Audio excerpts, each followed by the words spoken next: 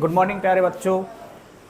दी silver classes में आपका स्वागत है। मैं आपका केमिस्ट्री फैकल्टी पठान सर। आज नया टॉपिक, जैसा कि हमने कल बोला था कि आपको हम कराएंगे परासरण दाब, जिसे इंग्लिश में बोलते हैं ऑस्मोसिस, और परासरण दाब को बोलेंगे ऑस्मोटिक प्रेशर। ठीक है, तो सबसे पहले समझते हैं कि ऑस्मोसिस क्या होता है।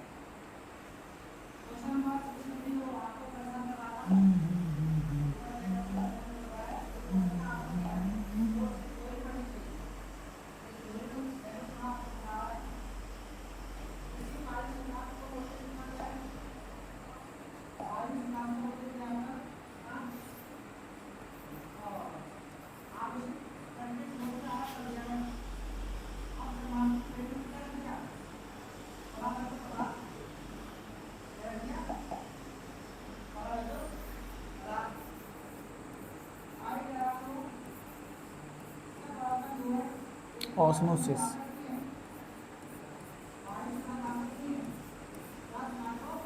परासरण।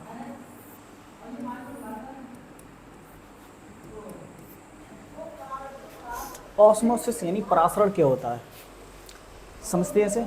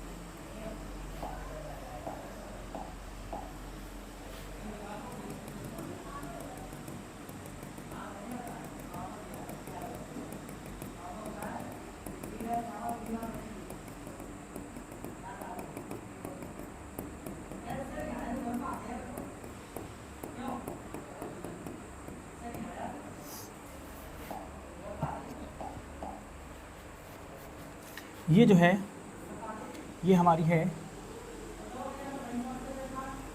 अर्ध पारगम झिल्ली। ये हमारा है सांद्र विलयन,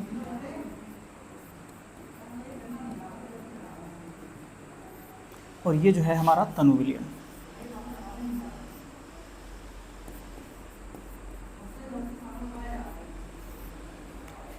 ये तनु विलयन, ये सांद्र विलयन है, और ये हमारी क्या है, अर्धपारगम झिल्ली, ये जो हमने बना रखी है बीच में।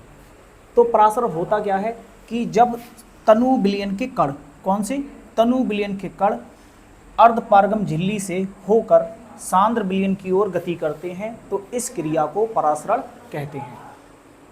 ठीक है, यानी तनु विलयन के कण किधर को गति करेंगे, सांद्र विलयन की ओर।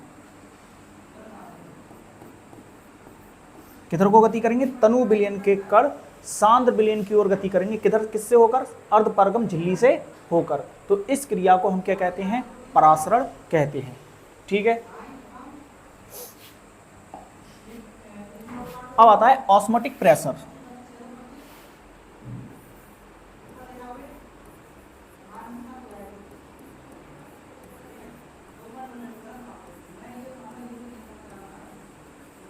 ऑस्मोटिक प्रेशर,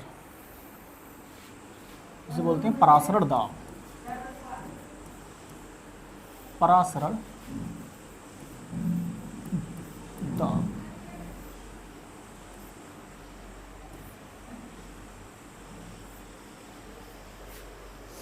परासरण दाब क्या है कि ये जो अभी ये जो प्रोसेस हो रहा है, यानी तनु विलयन के कण किधर को चलना है, सांद्र विलयन की ओर, ये प्रोसेस हो रहा है। अगर मैं इस प्रोसेस को रोक दूं, और रोकने के लिए मुझे क्या लगाना पड़ेगा, दाब। क्या लगाना पड़ेगा, दाब। अब आप ऐसे भी समझ सकते हैं कि अधिक दाब वाला सॉल्यूशन किधर को चलता है, कम दाब की ओर चलता है, यानी कम दाब से अधिक दाब से कम दाब की ओर गति करते हैं। देखो तनु विलयन, या तो इसे बोल दो विलायक, या क्या दो, विलायक। तो विलायक क्या होता है, शुद्ध होता है। विलायक क्या होता है, शुद्ध। तो जो चीज़ शुद्ध होती है, हमने पीछे भी पढ़ाया है कि राउल्ट के नियम में कि शुद्ध विलायक का वाष्प दाब क्या होता है, ज़्यादा होता है। इसका वाष्प दाब ज़्यादा है और इधर क्या वाष्प दाब क्या होगा, कम। तो कम दाब से अधिक दाब से कम दाब की ओर गति करता है कण। तो ये क्या है, इधर को गति करेंगे, तो यहाँ इसका मतलब क्या है, यहाँ का दाब ज़्यादा है और यहाँ का दाब कम है। अगर इस वाले दाब को मैं क्या कर दूं, बढ़ा दूं, तो ये क्रिया रुक जाएगी। ये क्रिया क्या होगी, रुक जाएगी। तो परासरण की क्रिया को रोकने के लिए जो दाब लगाया जाता है उसे ही हम क्या कहते हैं, परासरण दाब कहते हैं। क्या अपनी डेफिनेशन इसकी,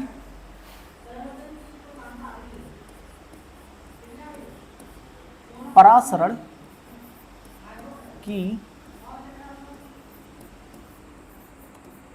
क्रिया को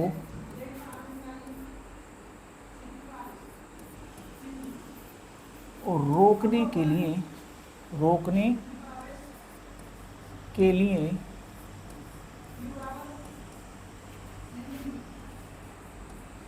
जो दाब आरोपित या लगाया जाता है, आरोपित किया जाता है,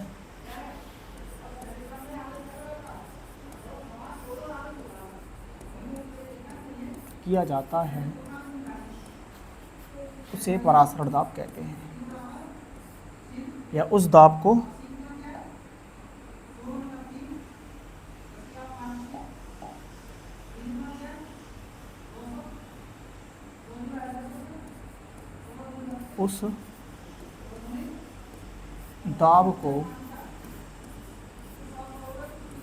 परासरण दाब कहते हैं, ऑस्मोटिक प्रेशर कहते हैं।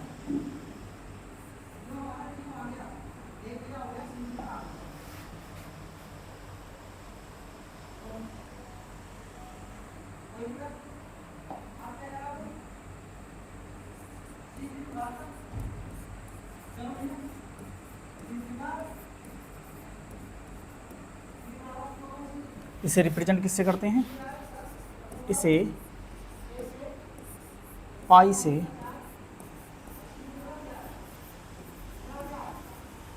प्रदर्शित यानी दर्शाते हैं या रिप्रेजेंट करते हैं।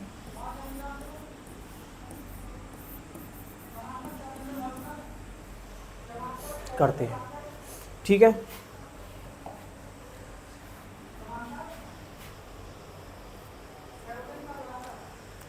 अर्धपारगम झिल्ली क्या होता है, उसे भी तो देख लें। अर्धपारगम झिल्ली यानी कि वह झिल्ली जो तनु विलयन के कणों को अपने में से होकर स्वतः सांद्र विलयन की ओर जाने देती है, उसे हम क्या बोलते हैं, अर्धपारगम झिल्ली बोलते हैं। अब अर्धपारगम झिल्ली आपने देखा होगा कि जो उबला हुआ अंडा होता है तो ऊपर का जो हार्डनेस वाला पार्ट होता है, इसे जब छुटाओगे तो एक पतली लेयर रह जाती है चिपकी हुई सी, वो पतली लेयर क्या होती है, अर्धपारगम झिल्ली होती है। या सबसे बेहतरीन जो ऑस्मोसिस का एक प्रोसेस तुमने और देखा होगा, जो पानी में अगर तुम मुनक्के को डाल दो तो क्या होगा, पानी के कण किसके अंदर चले जाएंगे, मुनक्के, क्योंकि मुनक्के के अंदर जो भी मटेरियल है वो क्या है, सांद्र है यानी गाढ़ा है, और पानी हमारा क्या है, बहुत ज़्यादा पतला तनु है। तो तनु विलयन के कण किधर को गति करते हैं, सांद्र विलयन की ओर गति करते हैं। आप डेली लाइफ का मुनक्के वाला भी एग्जाम्पल से समझ सकते हैं। अब आता है कि अर्धपारगम झिल्ली, एक अर्धपारगम झिल्ली है हमारी कॉपर फेरोसाइनाइड, कभी कभी विकल्प में पूछ लेता है कि अर्धपारगम झिल्ली यानी कॉपर फेरोसाइनाइड, इसका फॉर्मूला होता है Cu2Fe(CN)6। ये हमारा होता है कॉपर फेरोसाइनाइड। इसकी भी एक अच्छी झिल्ली होती है, यानी सबसे ज़्यादा अर्धपारगम झिल्ली जो बेहतर है वो कौन सी है हमारी, कॉपर फेरोसाइनाइड की है। ठीक है, तो हमने पराशर दाब को समझ लिया। अब आते हैं पराशर दाब के नियम, यानी तनु विलयनों के लिए बॉन्टॉप की समीकरण।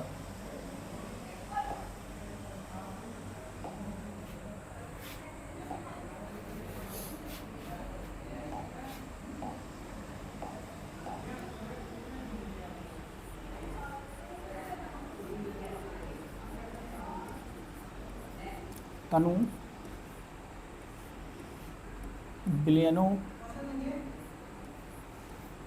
विलयनों की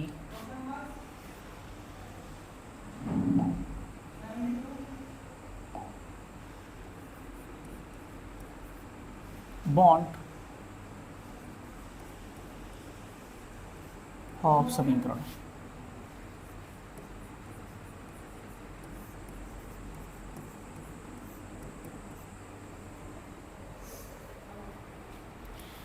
पहला पॉइंट,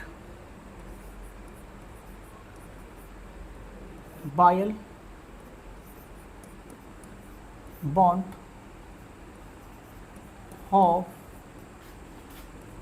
के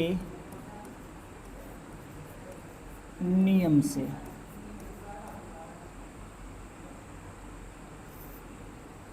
बायल बॉन्टॉप के नियम से इन्होंने कहा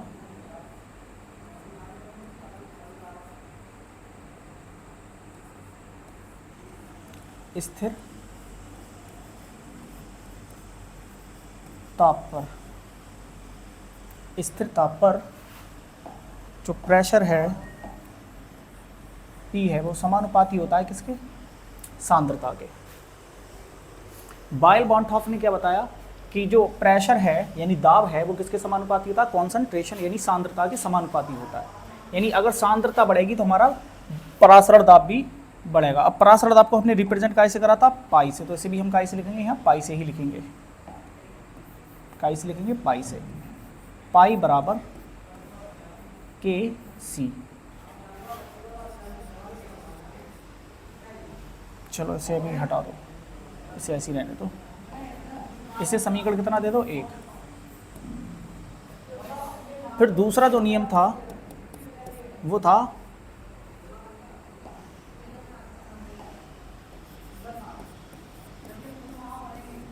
चार्ल्स बॉन्टॉप के नियम से।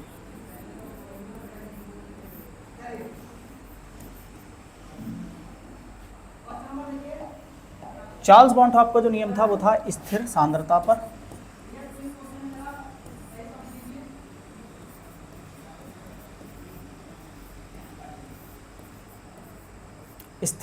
पर जो परासरण दाब होता है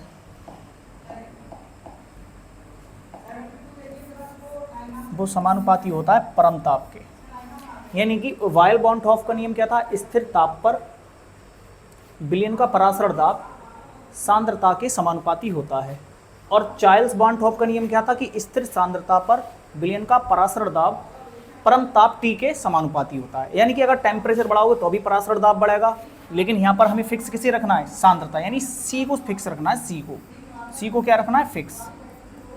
और यहाँ पर हमें किसे फिक्स रखना है, टेम्परेचर को फिक्स रखना है। यानी अगर एग्जाम्पल के तौर पे बोल दिया, अगर 30 डिग्री सेल्सियस पर हम परासरण दाब कैलकुलेट कर रहे हैं तो टेम्परेचर 30 ही होना चाहिए, ना इससे कम ना इससे ज़्यादा। अगर ताप में हम परिवर्तन करेंगे तो परासरण दाब में भी क्या हो जाएगा, परिवर्तन हो जाएगा। इसी तरीके से दूसरे नियम में दूसरे नियम से अगर हम परासरण दाब निकाल रहे हैं तो यहाँ पर सांद्रता को क्या होना चाहिए, फिक्स। सांद्रता को अगर फिक्स करेंगे तो हम यहाँ पर क्या देखेंगे, जो टेम्परेचर पे कौन डिपेंड करेगा, परासरण दाब डिपेंड करेगा। अगर हम ताप को बढ़ाएंगे तो परासरण दाब भी बढ़ जाएगा और ताप को कम करेंगे तो परासरण दाब भी कम हो जाएगा। ठीक है,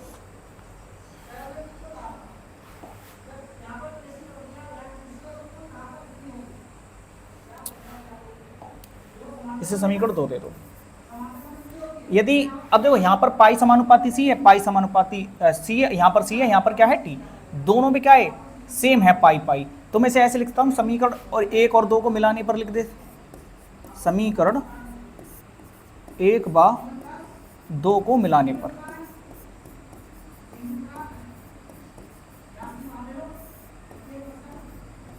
पर, क्या हो जाएगा, पाई समानुपाती सी टी, क्या हो जाएगा सी टी। और यदि हम यहाँ पर एक कांस्टेंट समानुपाती का निशान हटाएंगे तो एक कांस्टेंट बढ़ेगा, चाहे तो देखो एस लिख लो या आर लिख लो, तो यहाँ पर हम एस लिख लेते हैं, एस। अब देखो थोड़ा पढ़ने में अच्छा लगे, रिदम आ जाए, तो इसलिए हम क्या लिखेंगे इसे सी एस टी, क्या लिख ले रहे हैं सी एस टी,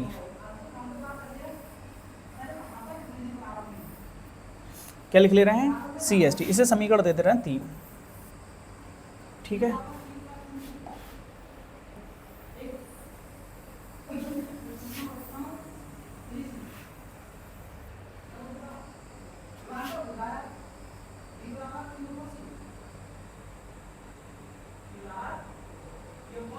ठीक है,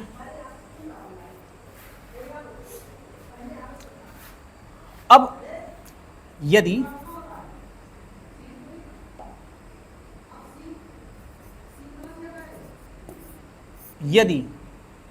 बिलियन में,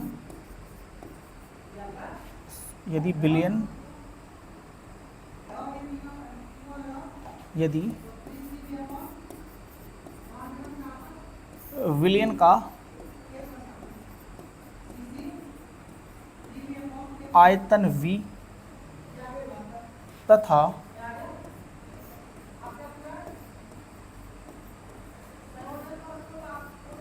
विलेय के मूल nv हो, तब सांद्रता,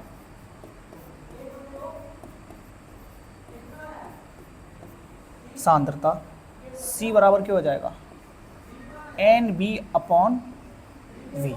सांद्रता बराबर क्या होता है विलेय के मोल बटे बिलियन का आयतन, या विलेय के ग्रामों की संख्या। ग्रामों की संख्या मतलब क्या है, कोई ना कोई पदार्थ तो होगा जिसके हम ग्राम ले रहे हैं, और उस पदार्थ का अगर हम भार ले रहे हैं तो उसका मॉलिक्यूलर यानी उसका अणु भार भी होगा, और भार बटे अणु भार ही होता है मोल होते हैं, इसीलिए मैंने क्या लिख दिया NB। अब B क्यों लिखा है विलेय के लिए, ठीक है। तो अगर मैं C का मान समीकरण 3 में लगा दूं, इसे भी हम सही कर लेते हैं,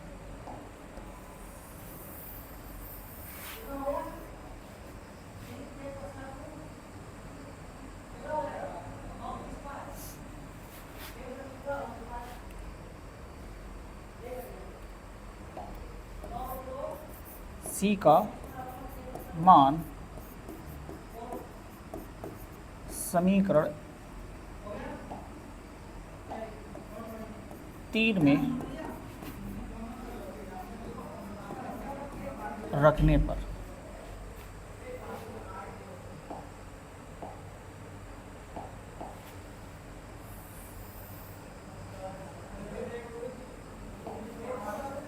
समीकरण 3 में रख देंगे तो क्या हो जाएगा हमारा पाई बराबर C की जगह हम क्या लिखेंगे NB बटे V, और ये क्या हो जाएगा हमारा ST।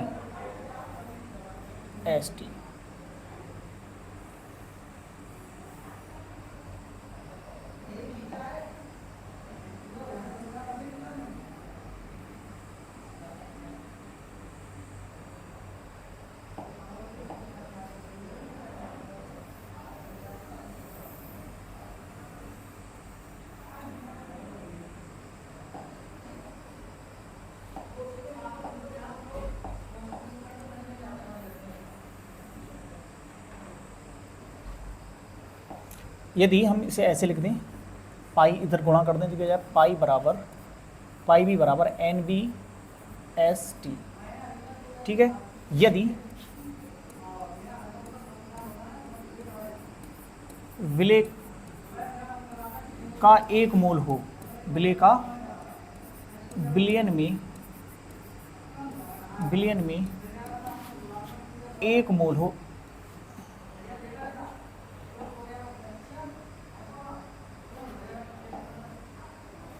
1 मोल हो तब क्या हो जाएगा, पाई बी बराबर एस टी हो जाएगा।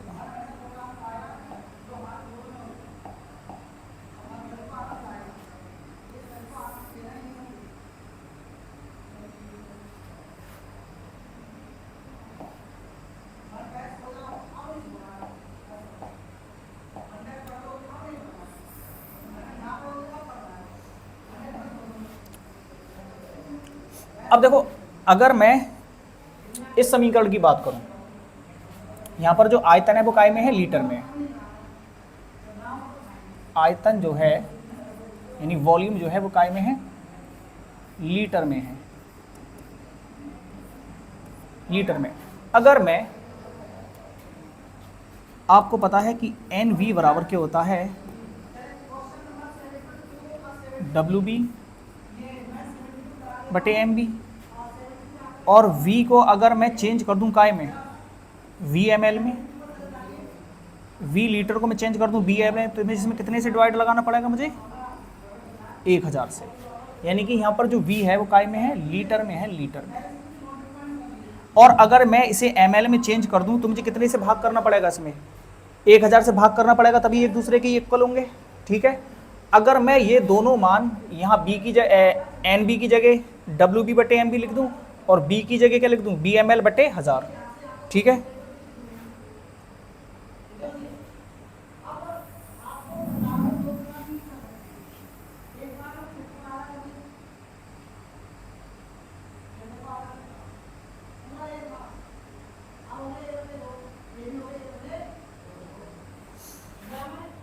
तो क्या हो जाएगा, पाई बराबर डब्ल्यू बी बटे एम बी, और आयतन कितना है हमारा, वी एम एल बटे 1000 इंटू एस टी। तो यही हमारा क्या हो जाएगा, पाई बराबर डब्ल्यू बी बटे एम बी गुणा 1000 कहाँ चला जाएगा ऊपर, बटे में क्या हो जाएगा वी एम एल, और ये क्या हो जाएगा हमारा एस टी। तो ये हमारा इसका सिंप्लीफाई फॉर्मूला न्यूमेरिकल के लिए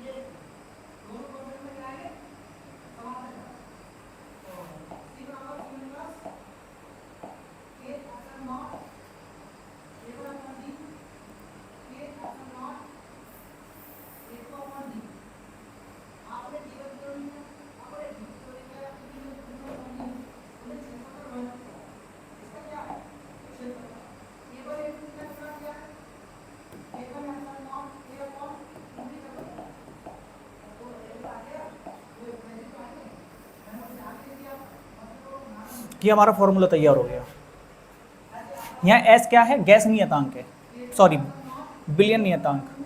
एस क्या है, एस, या इसकी जगह हम आर भी लिख सकते हैं, और यहाँ पर ये क्या है, बिलियन स्थिरांक, बिलियन यानी सॉल्यूशन कांस्टेंट, बिलियन स्थिरांक है। और ये हमारा एस, इसका जो मान होता है वो होता है 0.0821 एटीएम लीटर मोल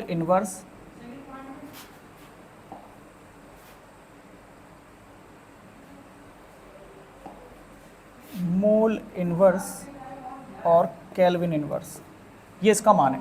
न्यूमेरिकल में हमें इस मान की ज़रूरत पड़ेगी और इस फॉर्मूले सबसे ज़्यादा जो हमारा फॉर्मूला यूज होगा वो हम इसको सिंप्लीफाई फॉर्मूले को यूज करेंगे। देखो एस की जगह हम आर भी लिख सकते हैं या एस रहने दो, कोई दिक्कत नहीं है। टी हमारा टेम्परेचर है, डब्ल्यू भी हमारा विलेय का भार है, डब्ल्यू एम भी जो हमारा है विलेय का अणु भार है यानी मॉलिक्यूलर वेट है, और वॉल्यूम है ये हमारा सॉल्यूशन का वॉल्यूम है, काय में एमएल में, इसलिए 1000 से मल्टीप्लाई हुई है ऊपर, और ये क्या है हमारा बिलियन स्थिरांक यानी इसमें सॉल्यूशन कांस्टेंट है, टी हमारा टेम्परेचर है।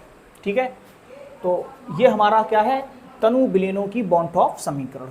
ठीक है, तो ये पराशर दाब का हमारा टॉपिक कंप्लीट होता है। अब हम इससे अगला टॉपिक लेंगे और जितने भी हमने टॉपिक कराए हैं उन सारे टॉपिक्स के न्यूमेरिकल हम एक ही साथ कराएंगे, सारे के सारे न्यूमेरिकल। ठीक है, हमारा टॉपिक जैसे राउल्ट का नियम उसके न्यूमेरिकल रह गए हैं, और एलिवेशन ऑफ बॉइलिंग पॉइंट यानी क्वथनांक का उन्नयन इसके न्यूमेरिकल रह गए हैं, डिप्रेशन ऑफ फ्रीजिंग पॉइंट इसके भी न्यूमेरिकल रह गए हैं जिसे हिमांक का अवनमन कहते हैं, और हमारा आज का ये टॉपिक परासरण दाब यानी ऑस्मोटिक प्रेशर इसके भी न्यूमेरिकल होंगे इस पे। तो हमारे काफ़ी सारे टॉपिक के न्यूमेरिकल्स एक साथ इकट्ठे होंगे। ये जो है हमें एक साथ कराएंगे सीरीज, एक पूरी एक सीरीज रख लेंगे पहले चैप्टर की न्यूमेरिकल की।